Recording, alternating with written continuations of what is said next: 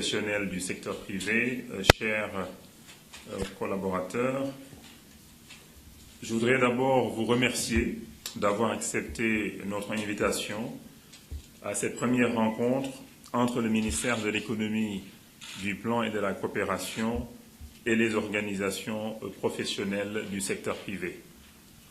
Votre acceptation dans des délais très courts témoigne de l'intérêt que vous portez au dialogue entre l'État et le secteur privé. J'ai entrepris, depuis ma nomination, des prises de contact avec tous les acteurs et partenaires relevant de mon département. Cette rencontre de cet après-midi s'inscrit dans ce cadre et constitue une bonne opportunité pour partager avec vous, acteurs du secteur privé, du contexte de création du ministère de l'Économie, du Plan et de la Coopération, de partager donc des orientations majeures de ce ministère pour le secteur privé, mais également de recueillir vos attentes afin de pouvoir définir des modalités de collaboration pour atteindre les objectifs visés. Le contexte de création du ministère reste marqué par la fin de la première phase du plan Sénégal émergent et le démarrage de la deuxième phase.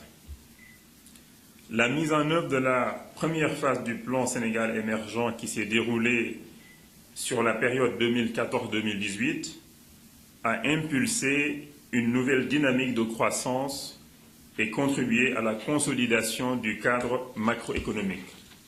Le taux de croissance du PIB s'est situé en moyenne annuelle autour de 6,6%, contre 3% entre 2009 et 2013. Et dans un contexte de bonne maîtrise de l'inflation et également de réduction du déficit budgétaire. La croissance a été essentiellement portée par la consommation, les investissements, mais aussi des exportations, même si le taux de progression des exportations quand même est resté relativement faible et que la productivité également, je dirais, mériterait d'être renforcée. Et durant cette deuxième phase du plan Sénégal émergent, en tout cas le gouvernement, sous l'impulsion de son Excellence, Monsieur le Président de la République, souhaite que la croissance soit plus portée par le secteur privé. Et également que cette croissance soit créatrice d'emplois, qu'elle soit inclusive. Et pour nous, la meilleure manière d'atteindre, d'avoir une croissance inclusive, c'est vraiment une création massive d'emplois. Pour cela, il faut que notre économie soit davantage plus compétitive. Et nous allons nous atteler ensemble à faire de telle sorte que cette économie soit davantage compétitive. Ceci nécessite une amélioration de l'environnement des affaires, de poursuivre les réformes très positives qui ont déjà été entreprises, de les renforcer, d'élargir la base de productivité de l'économie, d'améliorer la compétitivité, de renforcer l'adéquation emploi-formation, de promouvoir un secteur privé fort qui va nous aider à créer des emplois, de la richesse et qui va également prendre le relais de l'investissement public. Jusqu'ici, l'État a beaucoup investi. Je vais y revenir tantôt. Il faudra maintenant faire plus de projets avec le privé, plus de projets PPP et réduire l'endettement de l'État.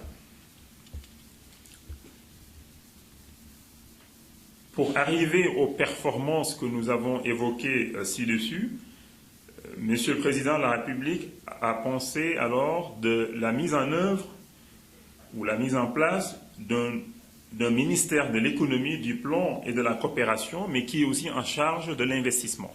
en charge également du secteur privé, pour qu'au niveau gouvernemental, qu'il y ait un ministère vraiment qui est dédié à ça, qui ne fait que ça 24 heures sur 24 s'il le faut.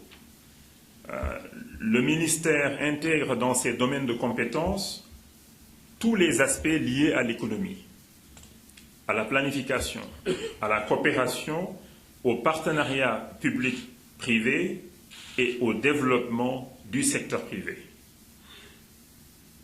Vous comprendrez donc que le ministère est désormais l'ancrage institutionnel de certaines structures de l'ex-ministère chargé de la promotion des investissements.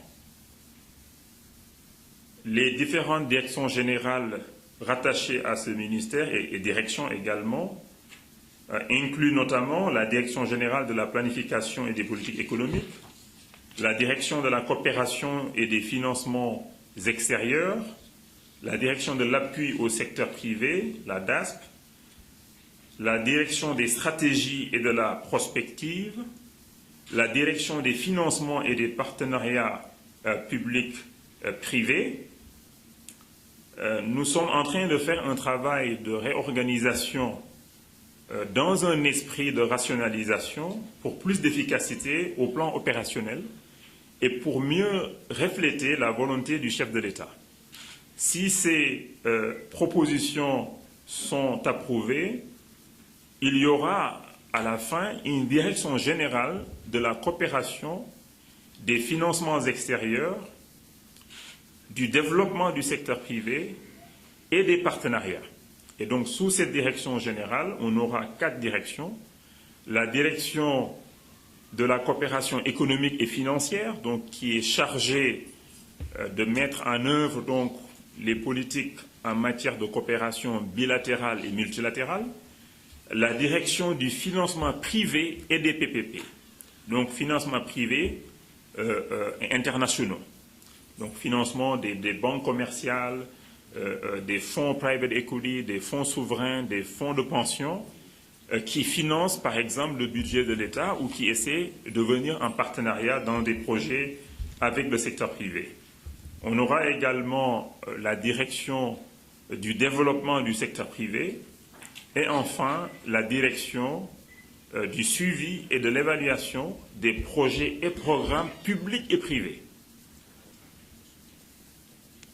Je dirais également, dans les attributions de ce ministère, nous avons tous les aspects de compétitivité, d'attractivité et de promotion de l'investissement. C'est dans les attributions du ministère. C'est le décret, c'est dans le dernier décret qui a été signé par le président de la République.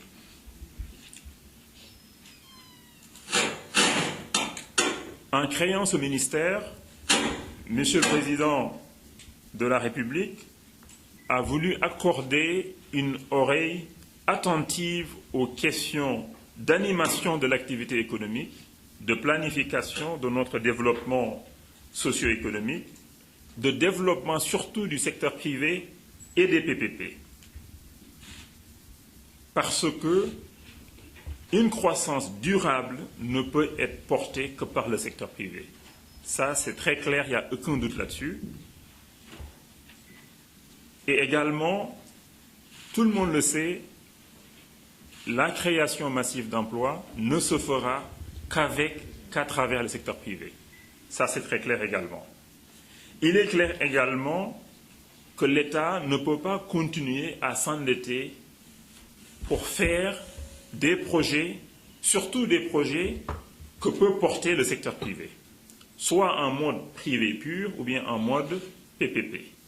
Donc l'intervention de l'État, c'est entre 0% et 100%, et on essaie d'éviter 100%. Voilà. Et donc désormais, ce que l'on souhaite, c'est que même pour des projets sociaux, dans la santé, dans l'éducation, c'est de voir comment faire de vrais PPP. Des PPP sans garantie de l'État du financement, sans que l'État ne garantisse le financement, mais que l'État peut-être garantisse certaines choses qui permettront aux promoteurs privés de lever de l'argent auprès des marchés de capitaux.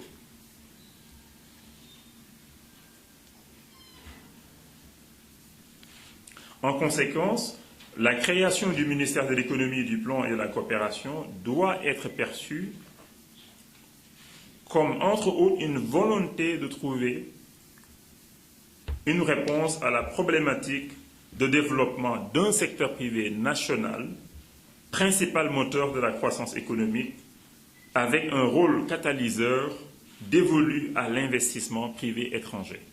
Ce que nous souhaitons, c'est que l'investissement privé étranger soit en partenariat avec l'investissement privé national, je dirais même sénégalaise. En effet, ce dernier ne devrait servir qu'à contribuer au développement des PME nationales ainsi qu'à l'émergence d'une classe d'entrepreneurs locaux en tissant des liens et partenariats financiers et commerciaux avec les PME permettant surtout d'assurer le transfert de compétences. Il est extrêmement important pour nous que l'investissement privé, en particulier étranger, se développe avec le transfert de compétences.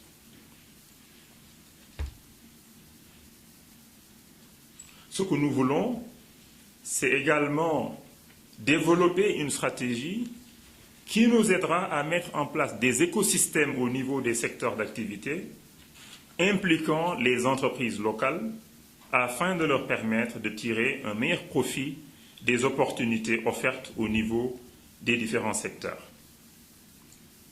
Elle nous permettra également d'aider à une meilleure structuration des chaînes de valeur, de mieux organiser le secteur privé afin de lui assurer une insertion harmonieuse dans toutes les opportunités d'affaires, notamment de PPP, quel que soit le volume d'investissement. Nous sommes d'avis que la faiblesse des capacités financières individuelles ne doit pas être un frein à l'implication du secteur privé local dans de gros projets PPP. Il faut juste organiser les acteurs en les aidant à mutualiser également les moyens à travers notamment des véhicules appropriés leur permettant de pouvoir mobiliser les ressources additionnelles et investir dans les projets rentables. Quand on nous annonce un projet de 100 milliards en PPP, la contribution en capital du privé, qu'il soit national ou international, ne dépassera pas les 25%. Donc c'est 25 milliards à mobiliser pour faire un projet PPP de 100 milliards. Donc 25 milliards, si le privé national veut 50%, c'est 12 milliards 5. Je pense que le secteur privé national, pour un projet rentable qui a toutes les garanties qu'il faut, le privé national, s'il est uni, il pourra lever 12 milliards 5 pour avoir 50% d'un projet de 100 milliards. Parce que tout le reste sera de la dette adossée au cash flow du projet. Donc ça, pour nous, il est capital que les projets PPP, que nos secteurs privés soient au cœur de l'exécution de ces projets. Le succès d'une politique de développement du secteur privé dépendra du niveau d'implication du secteur privé dans la conception et le suivi de sa mise en œuvre et nécessitera que le gouvernement et le secteur privé convergent vers une vision commune, celle d'édifier une économie ouverte, mais compétitive, concurrentielle, où le privé national jouera un rôle primordial.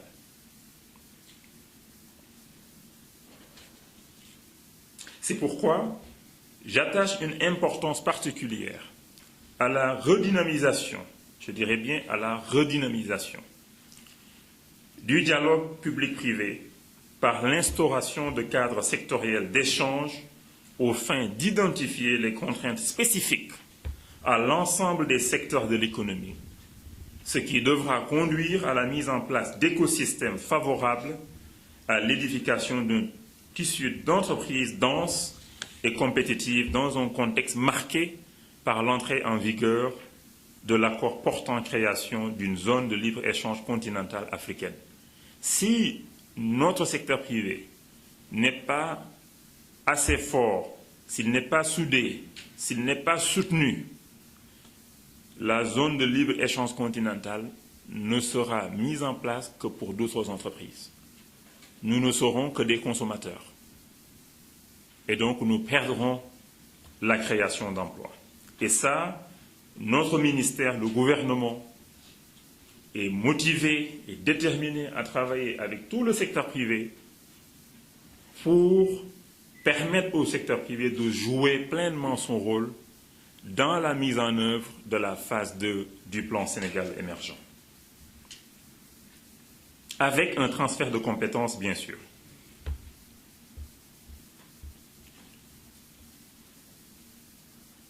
Le ministère en charge de l'économie donc, continuera d'œuvrer au renforcement du dialogue État-secteur privé, au respect des engagements de l'État, afin de permettre au secteur privé de jouer pleinement son rôle de moteur de la croissance économique. Nous allons travailler à avoir une feuille de route et nous allons essayer de nous retrouver régulièrement pour évaluer la mise en œuvre de cette feuille de route. Le ministère entend également intégrer dans sa démarche l'élaboration de stratégies nous permettant de pénétrer les marchés des pays avec qui l'État du Sénégal entretient des relations de coopération assez dynamiques. Certains pays d'Afrique sont impressionnés par ce que nous faisons ici au Sénégal et sont prêts à accueillir le secteur privé national de la même manière que des privés étrangers viennent conquérir nos marchés.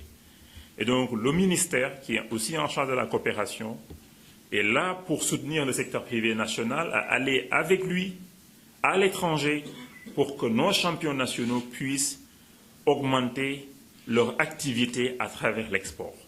Sans augmentation de l'activité, on n'aura pas d'emploi. Et donc nous sommes déterminés à le faire à chaque fois qu'on va organiser des rendez-vous à l'étranger.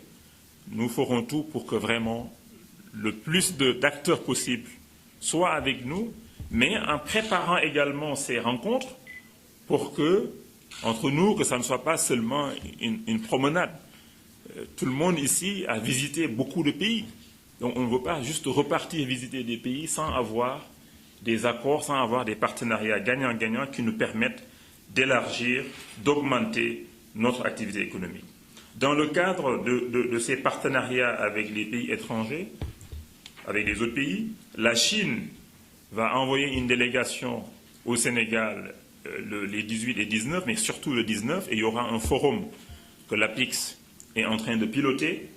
Donc j'invite vraiment tout le secteur privé à massivement assister à ce forum, à nouer des partenariats avec les entreprises chinoises qui vont assister à ce forum. Il y en a une vingtaine d'entreprises, je crois, dans différents secteurs. Et c'est peut-être le moment d'essayer de nouer des partenariats pour que notre secteur privé soit impliqué, pas en tant que sous-traitant, mais en tant que co-contractant de ces différents projets qui vont être exécutés au Sénégal. Peut-être l'APIX pourra revenir sur ce forum avant la fin de cette réunion. Je m'engage également à porter les préoccupations du secteur privé, à en discuter en Conseil des ministres à chaque fois que l'opportunité me sera offerte. Donc ma communication en Conseil ne sera plus de parler seulement de l'économie, des performances économiques, c'est extrêmement important, mais aussi communication dans le cadre de la coopération, mais également dans le cadre des activités qu'on aura avec le secteur privé. Je puis vous assurer que tout le gouvernement, son Excellence, Monsieur le Président de la République, que nous sommes tous à 200% convaincus que cette croissance-là, si on la veut créatrice d'emplois, il faudra que notre secteur privé soit au cœur des actions qui seront menées, au cœur des projets, et notre ministère sera là également pour aider le secteur privé à structurer les financements qui feront que le secteur privé aura des parts importantes dans les différents projets. Le dernier point également que je voudrais souligner, c'est en fait à propos des financements que nous obtenons, surtout avec les banques Exim. il ne faut pas perdre de vue que beaucoup de banques Exim internationales favorisent même l'implication du secteur privé national dans l'exécution des projets.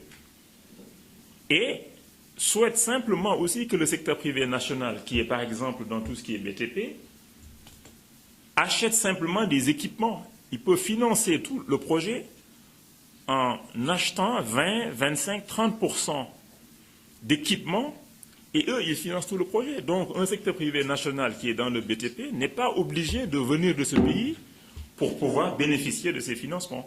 Il suffit de structurer et de dire tel pourcentage du coût du projet, je vais l'importer. Et après, c'est l'entrepreneur qui exécute. Il n'est pas obligé d'être de ce pays-là. Donc ça, c'est un point que je voulais souligner. Monsieur le ministre, vous remercier déjà de cette initiative que nous estimons une excellente initiative, mais au-delà de l'initiative, du plaidoyer déjà que vous faites pour le secteur privé, en dehors de nous expliquer et de dire voilà comment nous sommes organisés, parce qu'effectivement, pour qu'on puisse travailler bien ensemble, il faut que nous sachions comment chacun de nous est organisé. Et l'initiative de dire voilà mon ministère, voilà comment le ministère est organisé, voilà les gens qui constituent le ministère, voilà les objectifs que j'assigne à ce ministère, voilà ce que nous pouvons faire ensemble et voilà ce que je veux que le secteur privé national fasse dans le cadre de comment augmenter notre économie. Comment vous avez dit à un moment donné des mots très forts qui nous interpellent, je pense nous tous. Vous avez dit à un moment donné en parlant du secteur privé, des conditions qu'il faut avoir pour qu'il soit fort, soudé, et comme ça vous allez les soutenir. Et je pense que c'est dit dans une séquenciation très juste. Et bon, pour qu'il soit fort, il faut que déjà nous-mêmes privés, que nous soyons soudés dans tout, et que comme ça, vous pouvez nous soutenir davantage. Donc, dire seulement, Monsieur le ministre, à quel point vous avez l'estime et la confiance du secteur privé pour l'accomplissement de la mission que vous venez de nous décrire au regard, de tes compétences professionnelles et de ton expérience qui est acquis dans le cadre de tes fonctions antérieures, que nous savons, quand tu étais au FONSIS, tu as eu cette même démarche, peut-être n'ayant pas en ce moment-là tous les moyens de la politique que tu voulais mettre. Maintenant, il n'y a pas d'excuse. Nous considérons que vous avez les mains libres et toutes les capacités de mettre en œuvre l'expression de votre fibre patriotique et de votre engagement personnel pour le développement d'un secteur privé national fort à même de donner un avenir socio-économique durable à notre pays. Vous avez souligné aussi la présence, la présence du secteur privé dans sa diversité ici et surtout dans sa complémentarité. Et cela vous permettra peut-être de mieux prendre en compte les réalités. Ils auront, je suis sûr, chacun à leur capacité à dire des mots, mais vous avez la diversité du secteur privé ici, avec des capacités différentes, de grandes aux petites, du formel à l'informel, Président. Et donc, ils sont tous là. Donc, je pense qu'on peut ensemble construire quelque chose de solide.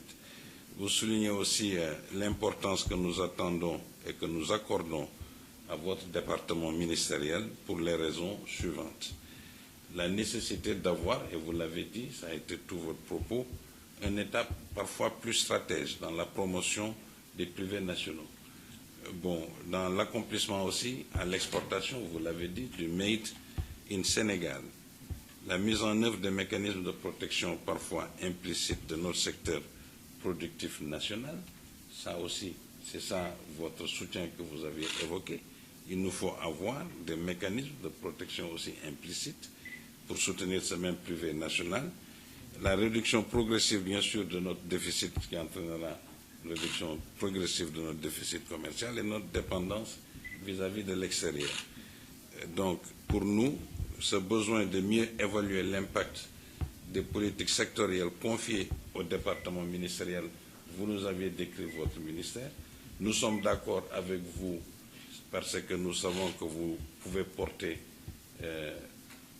enfin, ces besoins enfin, du secteur privé, vous l'avez exprimé. Donc nous pouvons vous considérer comme notre porte-drapeau, porte-voix, vous l'avez dit, même au Conseil. Mais il sera nécessaire que nous définissions ensemble comment on pourra faire tout ceci en relation avec les autres départements ministériels qui s'occupent parfois de l'économie. Par exemple, le numérique ici, le ministère de l'Industrie. Comment nous devons établir la relation entre le ministère de l'économie et les différents ministères sectoriels en charge des différents secteurs. Je pense que nous avons aussi des choses à faire ensemble là-dessus pour augmenter l'économie, augmenter l'industrie, augmenter, enfin, je pense que, bon, l'activité d'une façon générale. Et donc, cette réponse que nous devons attendre face, enfin, à tous ces chocs, ainsi de suite, enfin, la complémentarité, dans tous les cas, entre vous, votre département, le secteur privé, et la relation qu'il faudra établir avec les différents secteurs et le ministère de l'économie. Bon. Donc, tout ceci, je pense, pour aller plus, rendre le Sénégal plus attractif en termes d'investissement, vous l'avez dit. Et donc, à cet effet, pour nous, il est important que votre département s'implique davantage dans des concertations techniques que nous avons avec les départements ministériels, autres, afin de prendre connaissance des points que nous avons d'accord et de désaccord, ou de nos contraintes, comme vous dites, vos mots, de mesurer les incidences qui peuvent être positives et négatives, et de définir des indicateurs de suivi et aussi de cette évaluation. Bon, donc tout ceci, bon, pour dire, enfin, dans le contexte en plus d'un gouvernement sans Premier ministre. Donc il devient encore plus critique et important de prendre en charge ces questions. Mais dans tous les cas, nous vous marquons notre disponibilité à vous soutenir et à vous soumettre en plus un mémorandum résumant les préoccupations d'ordre général et sectoriel des entreprises, mais aussi proposant les leviers sur lesquels nous pouvons agir pour atteindre les objectifs du PSE.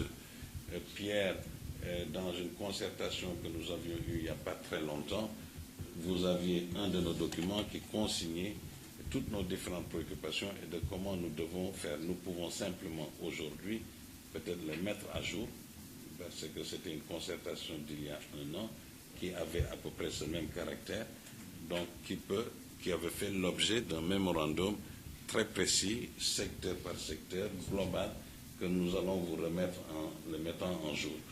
Donc, c'est, Monsieur le ministre, les propos que je voulais dire, bon, au nom du secteur privé.